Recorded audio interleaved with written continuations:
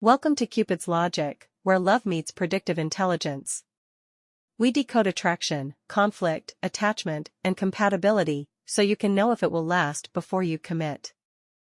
Welcome to Cupid's Logic. I am your host, Craig Pruitt, and today we are diving into the Money Momentum Test, a 10-minute diagnostic that reads your spending rhythms and financial habits to predict whether money will bind you or quietly break your relationship.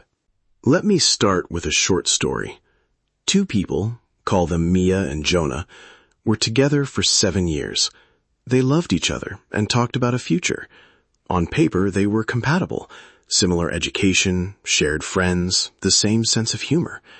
But every month there was tension about small things. Jonah bought a new set of golf clubs without mentioning it. Mia quietly paid a high-interest balance to keep the peace. Neither chewed the problem apart.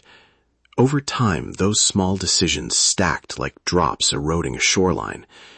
The couple split when a mortgage conversation exposed deeper mismatches in how they handled risk, priority, and trust. Years were lost to slow, predictable friction. That quiet erosion is exactly what the Money Momentum Test is built to spot.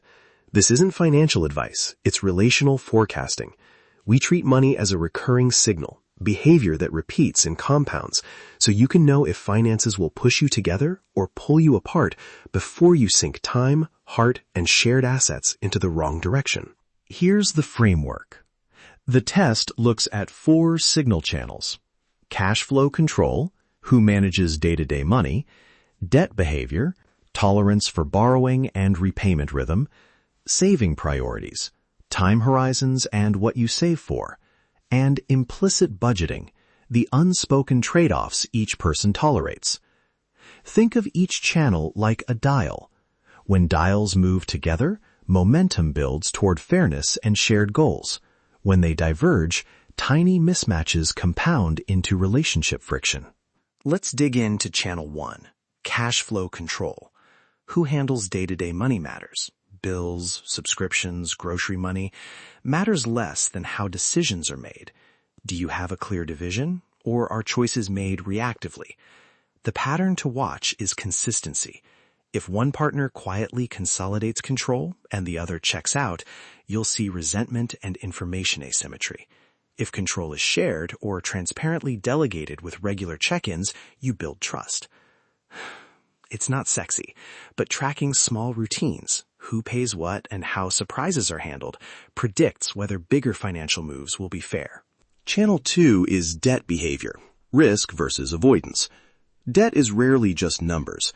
It signals tolerance for risk, patience with delayed gratification, and trust that the other person will follow through. One pattern that breaks partnerships is mismatch.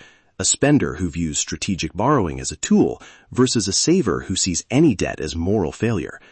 If you ignore this early, resentment or secret accounts can appear. On the other hand, aligned debt behavior, shared rules about when to borrow, acceptable levels, and repayment plans, makes even leverageable debt a shared tool, not a wedge. Now, Channel 3, saving priorities. This is about time horizon alignment.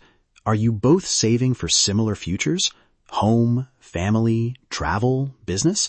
Or are your timelines different? One partner saving for a house in 5 years, while the other prioritizes early retirement in 20, creates invisible tug-of-war. It's not that one priority is right and the other wrong. It's that misaligned horizons require explicit trade-offs. When the couple maps priorities together and commits to a shared ladder of goals, momentum points forward. When each person saves to different maps, friction grows each paycheck. And Channel 4, implicit budgeting, the unspoken trade-offs. This is one of the sneakiest drivers of conflict. Imagine weekly coffee choices, streaming services, date night spending. Individually, those are small, but they reveal what each person implicitly values. If one partner thinks paying for premium subscriptions is trivial, while the other sees them as wasteful, each purchase chips away at perceived fairness. The key is not identical tastes, it's shared negotiation. Who gets which discretionary buckets, and how do we rebalance when one person's small habit becomes the other's resentment? Repeated small misalignments create momentum in the wrong direction. Okay, practical part. 3 quick diagnostic questions you can answer now. Question 1. When you add your last 3 bank statements, how often do you feel surprised by the other person's entries? More than once per month, once every few months, or almost never? If it's more than once per month, that's a red flag for information asymmetry. Question 2. How do you talk about debt? Do conversations feel collaborative with clear plans, tense and avoidant, or sharply opposed? Collaborative scoring leans toward repairable issues. Avoidant or oppositional patterns suggest deeper alignment risks. Question 3. If you had to list your top 3 joint financial goals, could you both list the same 3 without pausing? If not, you have a horizon mismatch. Small now, structural later. Use these 3 answers to assign a simple score. Green for mostly aligned, yellow for solvable mismatches, red for consistent divergence. Green means proceed with shared financial steps. Yellow means set structured conversations and small experiments. Red means pause major commitments until you test alignment. Now, let's be clear about costs of not addressing this.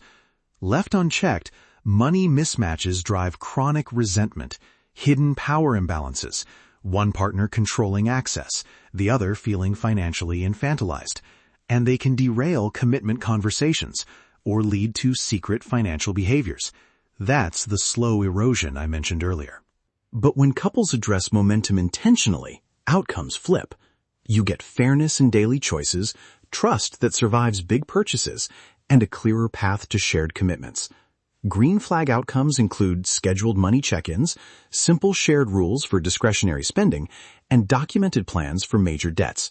These small systems convert emotional risk into shared process. So, what are immediate next steps? 1. Run the 3-question diagnostic together. Compare answers aloud. 2. Choose a 20-minute weekly check-in for 30 days. No judgments, just facts and goals. 3. Try a 2-account experiment. 1 joint account for shared expenses and individual accounts for discretionary spending to preserve autonomy while testing shared rules. And 4. If your score leans red and either of you has large, complex financial situations, get a financial planner and a couples therapist to translate dollars into values safely. This is forecasting, it's not tax advice. Are you ready for the truth? If you want a structured way to run this quickly, visit cupidslogic.com and try the Money Momentum Test. You'll get a short compatibility checklist, conversation starters calibrated to your score, and a simple roadmap for the next 30 days. Use it as an inquiry, not an indictment. This framework helps you ask better questions, not assign blame. Thanks for listening to Cupid's Logic. Remember, you're not bad at relationships. You've been flying blind. Small, predictable patterns often determine whether love lasts. Check your money momentum before you merge leases or ranks, and if you need a guide, our tools at cupidslogic.com are built to help you see the patterns early. This has been Cupid's Logic. Stop flying blind in love. Visit cupidslogic.com and let the Prism engine reveal what your relationship data already knows.